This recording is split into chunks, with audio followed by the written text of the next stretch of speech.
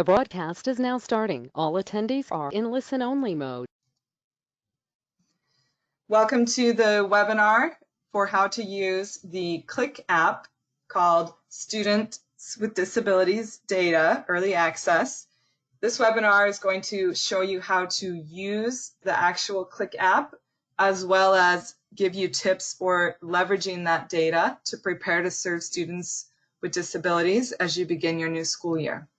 My name is Annette Thacker-Bartlett. I am with the Aussie Division of Teaching and Learning. I am joined today by my colleagues Jennifer Carpenter with the Division of Teaching and Learning and Rita Larkins with the Chief Information Officer Division over Data Applications and Management. Today we're going to talk briefly about the purpose of the Qlik app. Then we will dive into a live demonstration of how to navigate this Qlik app. And we will end the training today with tips for how to actually leverage the data and use it to plan ahead to serve students with disabilities. So this training is appropriate not only for those who have direct access to the training within the Qlik app, but also colleagues and other members of the LEA or school teams who may use that data to plan to serve students. This presentation is part of a larger Start of School initiative where one of the priority projects for the 2020 start of the school year is to provide early information for special populations to schools and LEAs. Today's training focuses on the Students with Disabilities Early Access app in Qlik. However, we want to remind you that there are two other early access to student level data applications in Qlik as well, including the English Learner app and the High School Transition Qlik app. All three are very valuable sources for getting information about incoming students before they actually show up at your school. Today we will talk about the Students with Disabilities data within that Qlik app.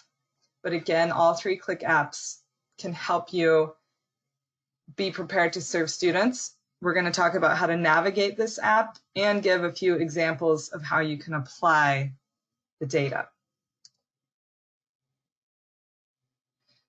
What was new in last year's launch of this app is that we added Part C data. Part C data has to do with the infants and toddlers with disabilities section of the IDEA. So you will see the same this year as last year that there is Part C data available in the Qlik app.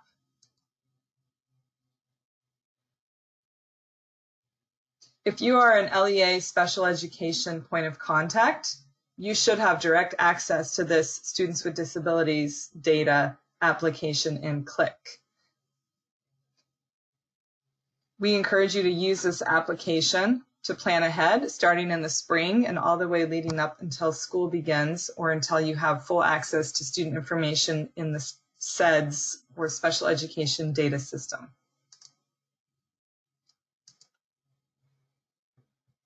For those of you not familiar with Qlik, Qlik is a data visualization tool. Qlik itself is a platform in which there are many, many different types of apps. And Aussie uses Qlik to continue to build different apps. We are adding new apps pretty regularly each year. And our whole goal in putting additional apps into Qlik is to help you and to empower you as LEA staff and school staff to use the data. You can do visualizations in Qlik. You can filter in many different ways. It's very user-friendly and promotes exploration as well as collaboration and storytelling. So Rita will be showing us later today how to play around in that in the Students with Disabilities app. However, Qlik in general offers these, which is an app inside of Qlik. With regards to access, Aussie has to be very careful about who we give access to for this app, because this is an app where very specific, sensitive student level data is housed. So Aussie limits access to only people who are confirmed in a certain role within eSchool Plus. If you believe you should have access to this app, and you do not, please consult with your LEA data manager, because that is the person who controls the listing of points of contact for your LEA within the eSchool Plus tool. In order to access the Qlik application, in addition to being listed within eSchool Plus, you also have to have SLED credentials. If you are new to your role as a point of contact, you may need to do a brief SLED training. SLED is the Student Longitudinal Educational Database. It's the big data warehouse where we have all of student level data that OSSI manages. And if you go through the training to receive the credentials to SLED, you are also qualified to receive it. That also counts as the necessary student data privacy training that you would need to access Qlik. And there's a SLED training at this webinar link below. So if you're not sure if you have access to Qlik, here's a way to test it out. You can go directly to this URL, analysis.ossi.dc.gov, attempt to log in, and once you log in, if you are able to log in, this is the icon you should see for the app we are talking about today, SY 2021 Early Access to Students with Disability Data. If you do not see that app, or if you're not able to log in, then you need to talk to your LEA data manager about ensuring you are correctly listed in eSchool Plus. Once you have access, you can get into Qlik two different ways. You can go through SLED, or you can go directly to analysis.ossi.dc.gov.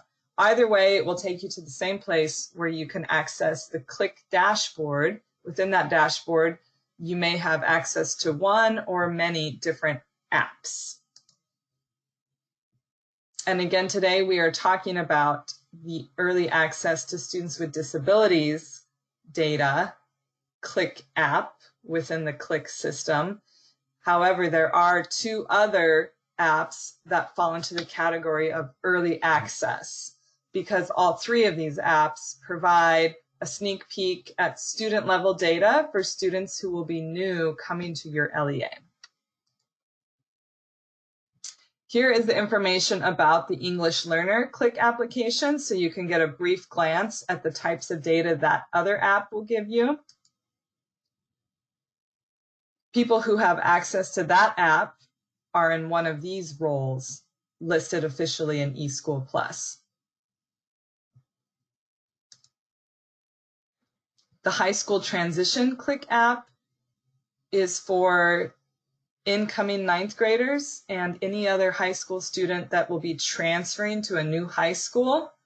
It includes enrollment data, demographic data, attendance data, and also schools can choose to send forward other data on formal and informal assessments, social emotional needs, the names of the courses the students have completed, etc. So schools who participate in this app sign a memorandum of agreement to ensure that data privacy practices are followed, but this app is an opt-in opportunity that we hope your school will take advantage of. And again, the access is limited to this app as well. But these people, once they access the data, they can share that data with other people at the LEA or school in an appropriate way according to your LEA's own data sharing policies and practices. Now, let's talk in more detail about the Qlik app that focuses on early access to students with disabilities data. So the people who have access to this app are LEA data managers, heads of school, principals, special education points of contact, pre-K special education points of contact, and early childhood transition coordinators.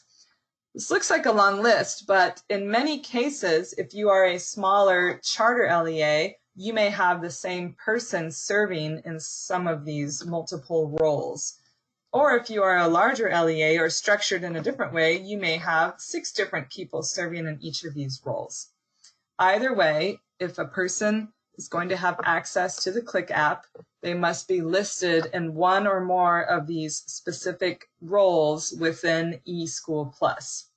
and your LEA data manager controls who gets listed in eSchool Plus. So reach out to them if you have any issues accessing the Qlik app and you believe you are one of these roles for your LEA.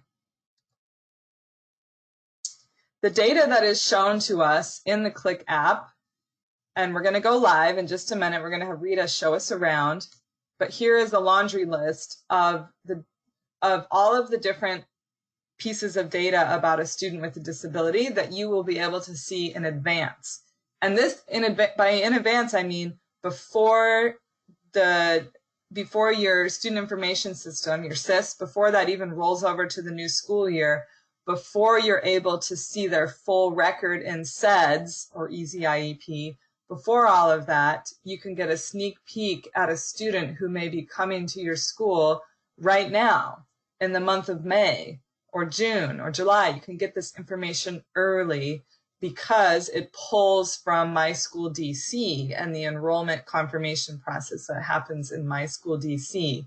And that's how OSSI is able to push this information to the receiving LEA before the student even shows up. So this list are helpful things that you can use to plan. And we'll talk about using this data to plan at the end of the webinar. Right now, I want to turn the time over to Rita, who's going to give us a live demonstration of how to navigate and play around in this Qlik app. All right, Rita, I'm turning it over to you. Thank you, Annette. As Annette was mentioning, the information that you are able to see in the application is really based on the My School DC information. So what that means is that this information can change as enrollments are happening currently in the system. So what I'm showing you right now are the 4 main sheets that make up the early access to students with disability data. I am showing you information in one of our training streams, so we're not looking at live student information, but this will give you a fairly good idea of the kind of information that you'll see once you log into your LEA. I'm going to be starting with sheet 1, which is the students with disabilities. This is the main sheet to the application.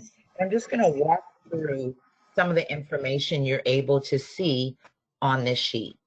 Now, this is going to give you data for the 1920 and also the 2021 school year. So you're able to do comparisons of your currently pre-enrolled student count and also those students that will be coming to your LEA for the new school year. So what Qlik allows you to do in navigating, it allows you to add certain filters so that you're able to see the information on your screen just a little differently. And I'm going to demonstrate the ways in which you can do that. Starting on the left-hand side where you're able to see the total unique students with disabilities count, if you'll click on that, you'll see that the options will change. It's giving you the whole universe of students, and it will allow you to see different breakdowns of that student information. So I can see all of the female and male students that will be coming for the upcoming school year. I'm going to click on just those new student enrollments, which is the 208. Yeah, so I'm able to click on the new student enrollments, and that shows you all of those students that are coming to your school from other LEAs. So where are those students coming from? At the bottom of your page, it's going to show you the LEAs, which are sending schools. So you can see the individual LEAs and how many students are coming from those campuses.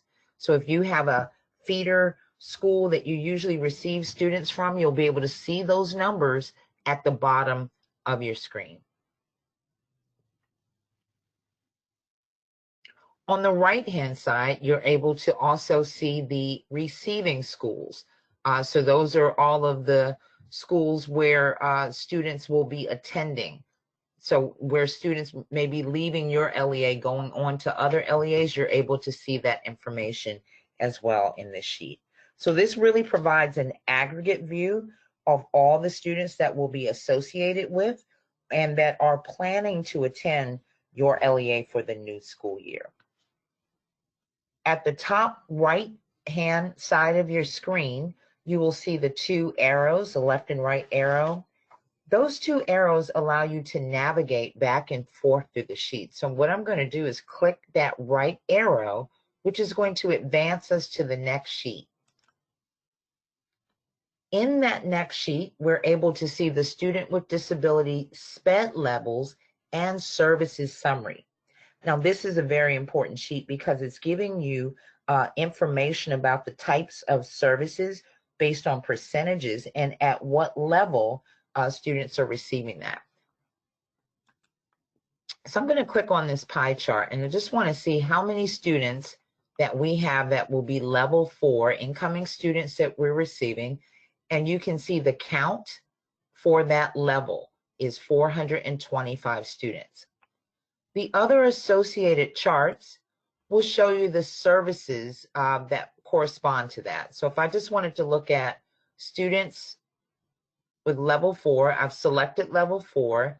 If you click the green check mark at the top of the screen, that'll actually lock in that selection. So now everything on the screen that we're looking at are all the level 4 students. So now we're able to see quickly in the pie charts the related and special ed services that those students are receiving, and also the location of those services, both the individual student count and a percentage for that category.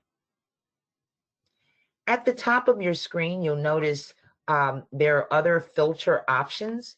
So if you click on student status, it will let you change the pie charts that you see based on the previous or the upcoming student services. I'm sorry, the upcoming school year.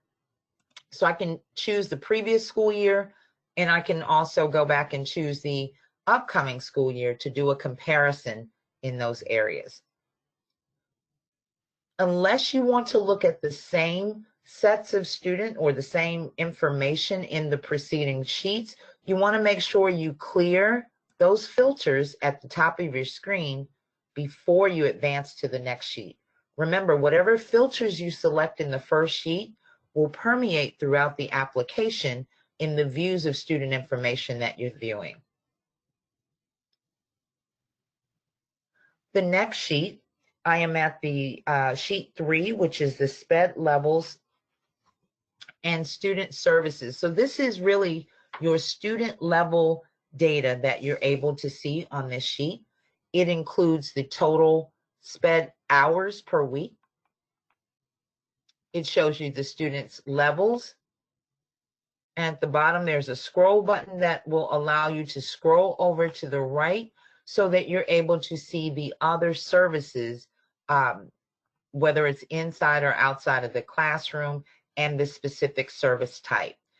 If you wanted to filter for just a specific service type, as example, if we only wanted to look at the students that will be receiving speech, you can click on the viewfinder, the magnifying glass at the top, select speech. Once that speech option is highlighted in green, you'll then select the green check mark at the top of the screen, and that will lock in that selection. Now, everything that we're looking at on this screen is the service type of speech, and you can confirm that on the top left-hand side of your screen. That's where you will see whatever filters are applied to that current page. So you'll see the service type, your service class, locations, and then specific information about that student's IEP, meaning the time and frequency of the services, the begin and end date, and also referral information for that student. Over to the far, if you continue scrolling over, you will see other data elements from the student's IEP listed within the application.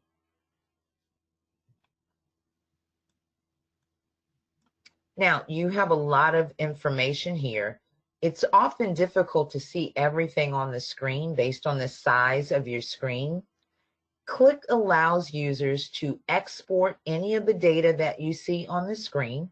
So on the upper right-hand side, you can right-click here. This will allow you to export the data that you see on that screen. And you can export it as a PDF, which will give you more of a report type feature, or you can export it as data and it will be an Excel, it'll download as an Excel for you to use within your Excel file. That will allow you to manipulate the information however you need to, or change any views to better suit how you would like to see the information. So you just simply click and it will allow you to download that sheet. Back up to the top, I'm going to click the arrow again.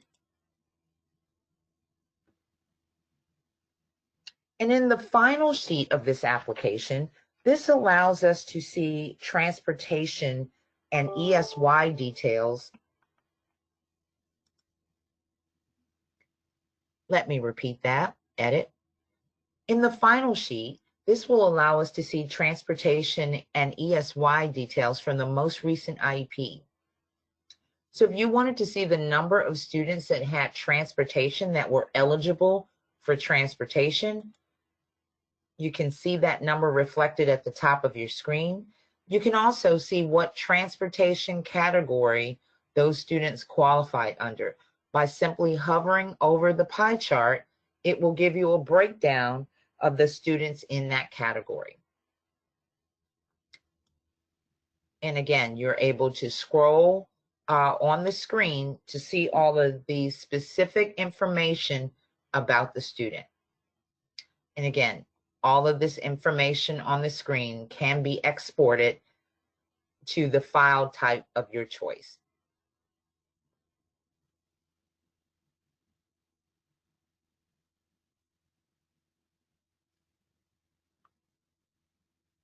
For ESY eligibility, you can click yes. If you want to just see students that were ESY eligible, the filters will allow you to select just that option.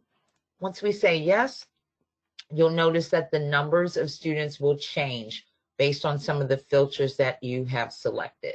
So either your ESY, yes or no, eligible for transportation, yes or no, and you can change any of those filters. The numbers of students will also change as you change those filter options.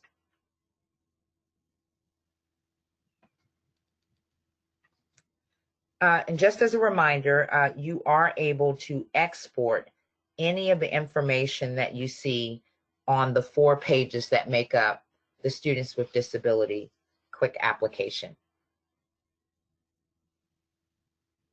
So now that you know how to navigate throughout the Qlik application, I'm going to turn it back over to Annette so that we can now talk about how to use this data within the application.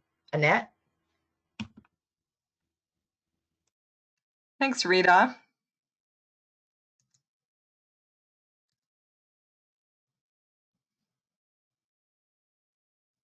All right. So, and Rita, are you able to see my screen again? I am. Great. So thanks, Rita, for showing us around inside the Qlik app. You got to see it live. It can be intimidating when you first glance at it, but once you just start clicking around in there, you'll see that it's quite user-friendly. And you can manipulate the data and export the data in so many different ways. So what do you do with, now that you got your hands on the data, what do you do with it? Here's a list that is not exhaustive by any means.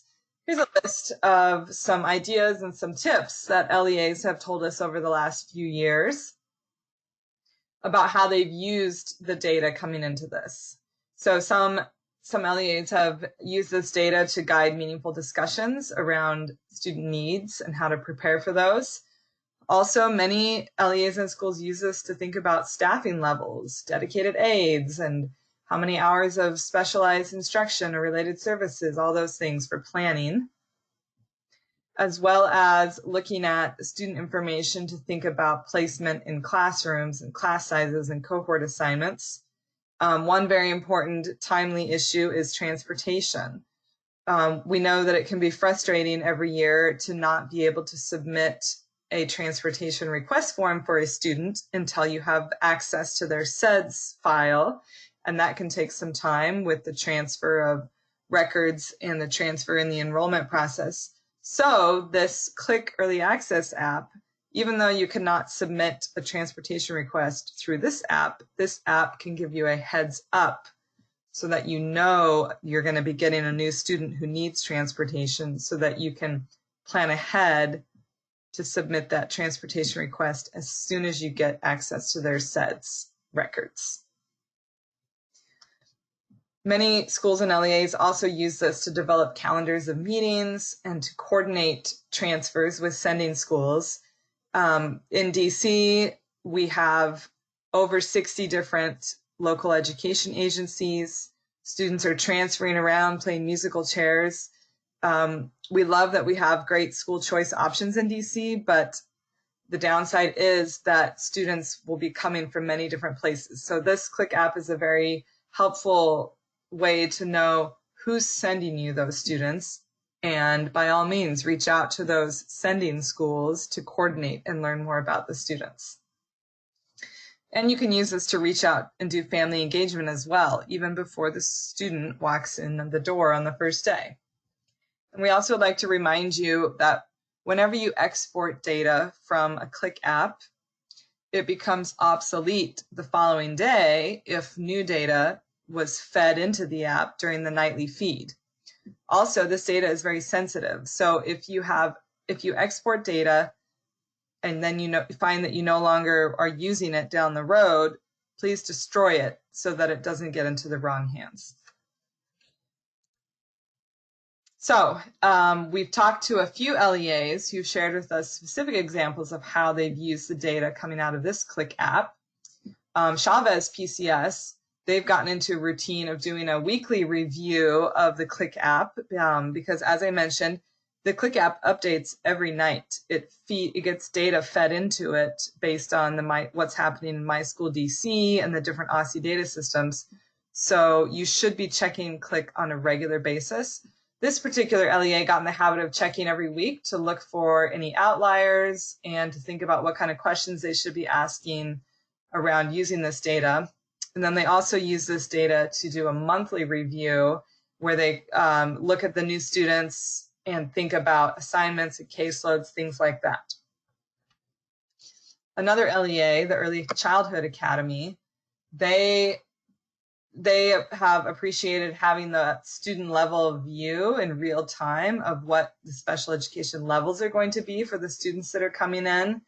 And it allows them to kind of plan ahead to hold seats in certain classrooms based on the students' levels of special education, and also to notify the registrar so that all the seats don't fill up in classes where those students would best be served. And of course, many LEAs do not have in-house providers. Rather, they contract out to third-party providers when it comes to related services. So having information early on can help you know what types of contracts to put in place with those third-party service providers leading up to a new school year. And also it can give you a heads up about staff training. This LEA used the information coming in to recognize a need for certain types of staff training to prepare them to serve these incoming students. And this is an early childhood LEA that serves the pre-K grades. So this app allowed them to have a heads up about 3-year-olds who were coming to their LEA, who were transitioning from that Part C early intervention for infants and toddlers, who would then be transitioning for the first time to a school-based setting to receive special education services. Now let's talk a little bit more in depth. Let's talk about some practical strategies and tips for how you can leverage this data to prepare to serve students. So I'm going to turn it over to our special education practitioner expert at Aussie, Jennifer Carpenter, to give us some tips and examples. Hey everyone, I'm happy to talk to you today about how to use the Qlik application and the data it contains to support solutions for some challenges you may be facing in your LEAs. Next slide, please. Thank you. So it can help you to use data to establish new special education protocols that will help you to navigate shifting circumstances, such as changing learning locations for students, transitions between remote or blending learning circumstances, and the like, and to make sure that you're putting in place protocols that allow you to collaborate to serve students at a distance. So Annette mentioned earlier that some LEAs use this to develop an online meeting calendar. I think this is probably more important now than ever to establish a shared special education meeting calendar that case managers and related service providers can all access. I recommend that when caseloads are assigned, you set the expectation that this is how we schedule meetings, IEP meetings, evaluation meetings, and the like, and provide teachers with work time to add meetings and due dates for their incoming students to the calendar.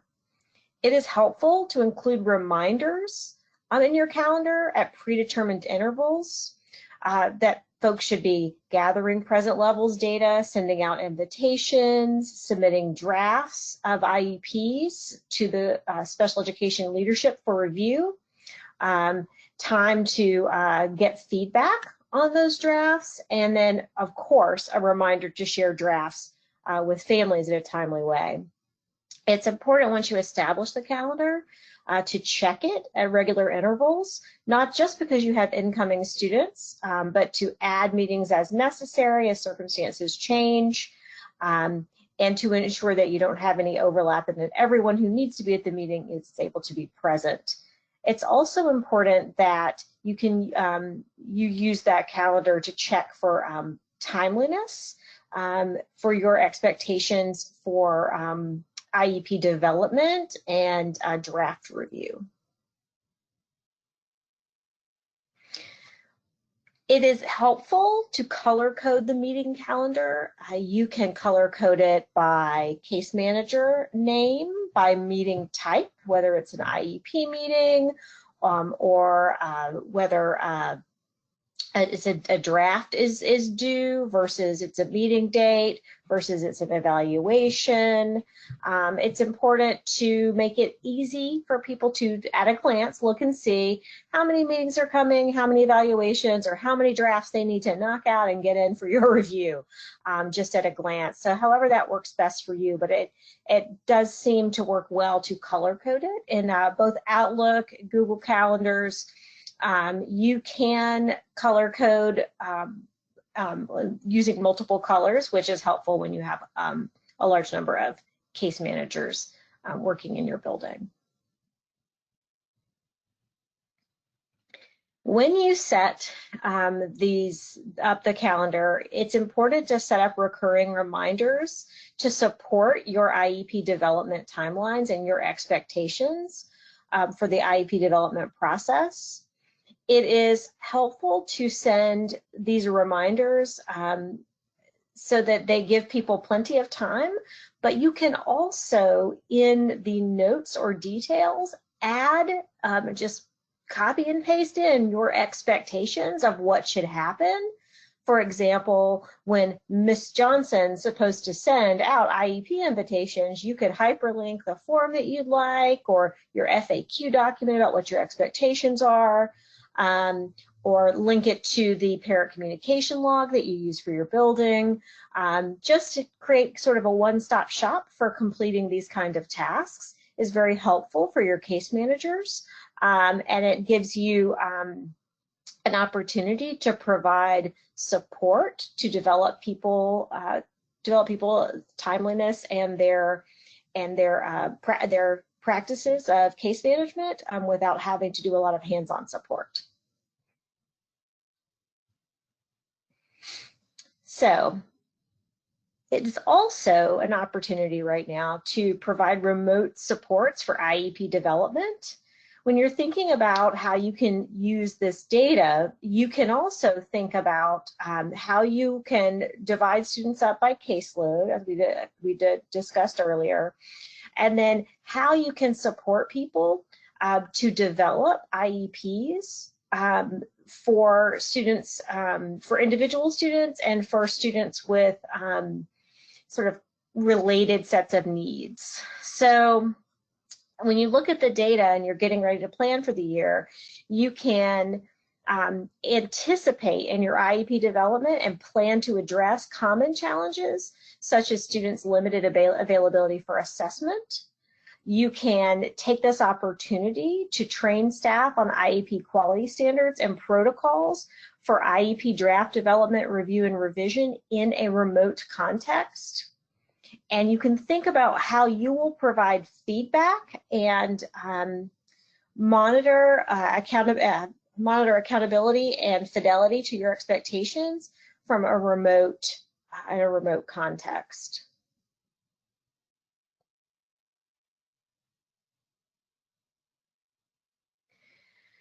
Likewise, setting up caseloads at the beginning of the year and learning more about students prepares you to get ready to document service and monitor student progress. It is most helpful to create LEA or school-wide protocols and timelines for documenting service provision, and also for collecting assessment data that allows you to report on student progress. It is important not only that there is a school-wide system, but that all staff, including individual special educators, general educators, related service providers, have their own system in place, a related system in place, to document students' availability to receive instruction or services, and to assess those students to monitor their progress. Train all staff on protocols for monitoring progress and retaining student work samples in the remote learning context. Now more than ever, it's important for all teachers who are engaging with students to be sure that they are memorializing the students' work, so that there are plenty of artifacts to discuss with parents when it's time to make decisions at IEP meetings.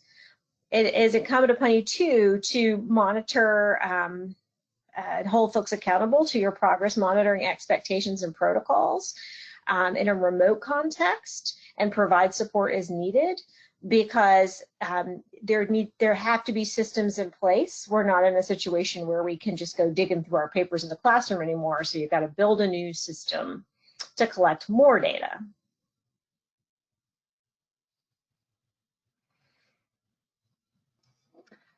Thank you, Jen, for sharing those tips with us. Do you have any more tips you'd like to share? No, thank you.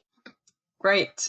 And this concludes our training today about what the Qlik app is, how to get access to it, how to navigate around in it, and how to take the data and leverage it to plan and prepare effectively to serve students with disabilities. Thank you for listening in today. And if you need additional support, let's say you have a question that's more of a policy or programmatic question about the data coming out of this app and serving students. For policy questions that have to do with special education, please contact the special education policy team at that email in the bottom of this slide. If you have more programmatic questions, you can contact Jennifer Carpenter, who is one of our presenters today.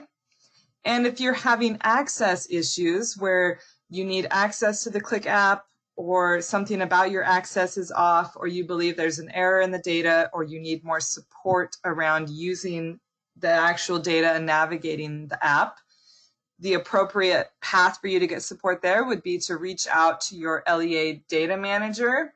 And if they cannot troubleshoot or solve your problem, then they can reach out to their OSSI data liaison, who can continue to troubleshoot your issues with them. So that is how you get follow-up support and assistance, or get any questions answered. Thanks for tuning in today, and we hope you enjoy the app and have a fantastic start to your new school year.